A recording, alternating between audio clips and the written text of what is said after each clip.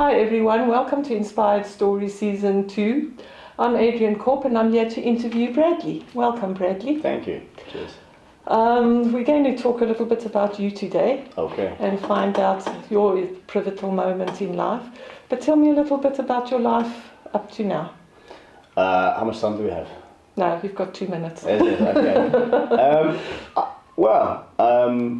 My life up until now, it's been a wild ride, really. A bunch of different things have happened.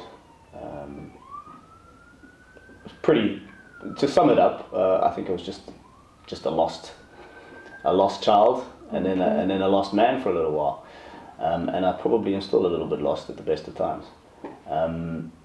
But my life's pretty good at the moment. It has its ups and downs and things like that.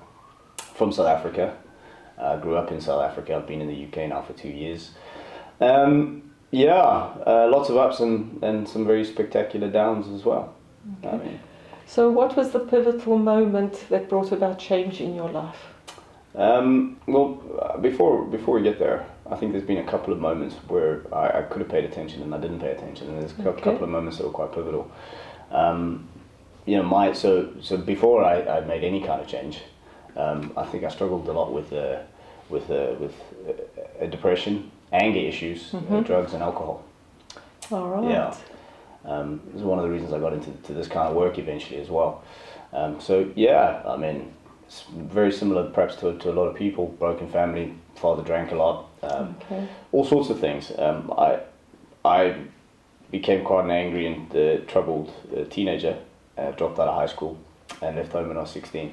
Wow. And then became got quite heavy into the alcohol and the drugs. And I think what took me out eventually was a crack. So quite a heavy crack addiction. How did you get out of that addiction? I tried a couple of times.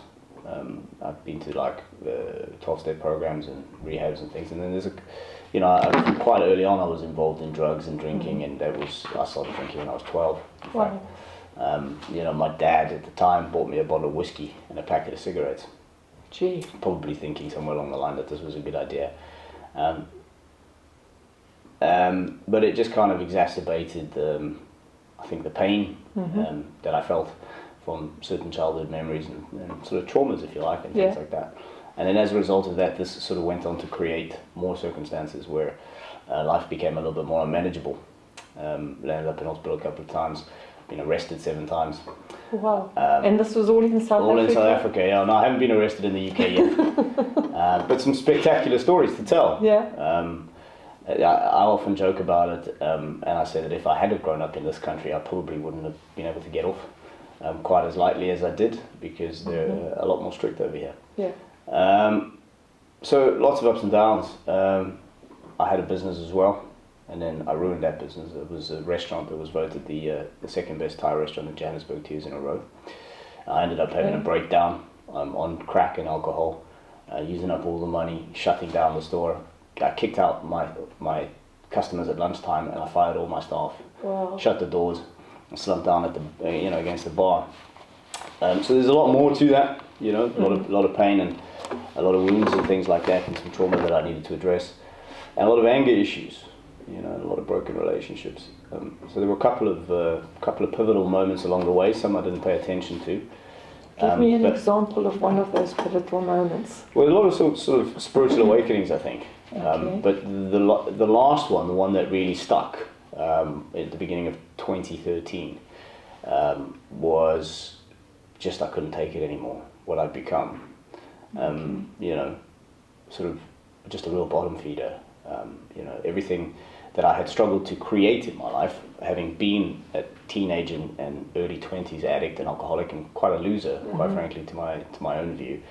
I'd built up then the restaurant, and I felt like I'd gained some kind of prestige and something that made me sort of valuable, and then I'd lost that as well. And I have a twin brother, and he had some learning difficulties, which has always been quite tough for me. And I realized, amongst other things, that what I was doing to myself wasn't helping, because I wasn't dying, which is what I wanted to do. Yeah. And I don't say that I didn't have the guts to kill myself. I just never thought that killing myself was an option. I didn't think about it that way. But I was hoping to probably use myself into such a place with drugs and alcohol that would happen. And I just couldn't take it anymore. Okay. I couldn't take what I was doing to myself. I couldn't take what I was doing to the people around me, and the kind of example that I wasn't being from people like my brother and the rest of my family and things like that. So it was quite hard. It was quite hard. I'd lost absolutely everything. I was over about R1 million in debt just over 4 years ago. Okay. And I ended up sleeping on the floor for 6 months. It's tough to say if there was one actual pivotal moment, to be honest, because it's been a journey. Okay. I've had a couple of sort of drug relapses since then, but consistently for just 3 years and about 8 months now, been completely clean. Wow, that's amazing. Well, thank you. There's a lot of people do it though. Fortunately, unfortunately, not a high enough percentage. And I've struggled. I've struggled to get back into society, to learn how to work again, or want to work, or be in. I can't do that. People still irritate me if I'm quite honest. Just not the people I coach. And the emotional, building up the emotional sort of resilience and learning to take care of myself. So yeah, it's tough to say. There's not an actual moment where there was a pivotal like aha moment. Okay. It's been a series of progressive stuff and just a lot of hard work, really. And any person or book that you could put that moment down to? Well, so after I arrived in the UK a couple of years ago, just over 2 years ago now, and this was the first time that I'd been sober for long enough to be able to leave South Africa. Okay. I got here in October of 2015, and I really struggled. I kind of got thrown back a little bit because I landed here by myself. I had a suitcase and £1,500. That money ran out in 3 weeks. I felt isolated, I felt alone, and I tried, started working a couple of jobs as a waiter and doing a few odd things, and I couldn't take it. I couldn't take the corporate environment as well because I'd gotten into a recruitment job after that, and I quit.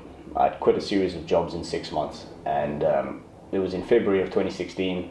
I had 5 days of accommodation left at a hostel in Hammersmith in London, which was under a staircase.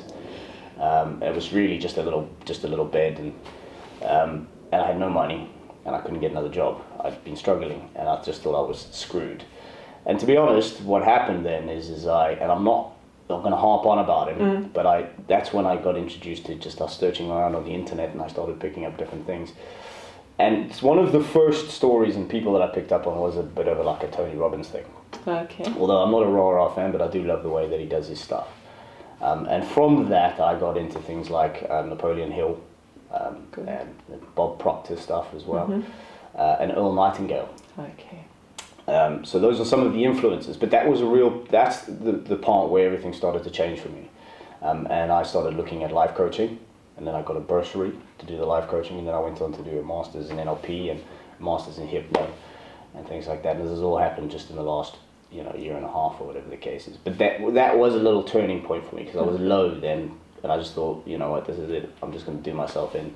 There's actually no point to this because I failed in another country as well. Okay. Yeah. And then you found World Health Heroes. Sure, yeah, that was pretty cool. I mean, they popped up on my radar. In fact, I think, because I'd left London in February this year and come down to Cleveland, just outside Bristol, kind of reset up again, the practice, and came down to live with my girlfriend. And, that's been a help as well. It's been a big help, big learning journey, the relationship side of things, right? It was an epiphany to learn that I'm not always right about stuff. But so World Health Heroes had popped up on the radar, and then Owen and I we'd exchanged some emails for a little while. And we just never managed to get together.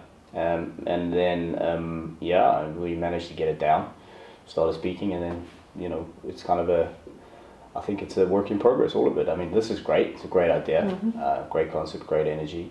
We're just building. I think lives with everybody. So would you say your life has now changed for the better? You see a turnaround and you see yourself going forward? Look, certainly, there is a change. There is a change, and I know we've got to probably speed this up a little bit. There is definitely a change. Of course there is. I'm sober for one thing. I'm a lot more physically healthy than I was. But having said that, it's still a lot of ups and downs. I still have to sort of recoup a lot on a daily basis.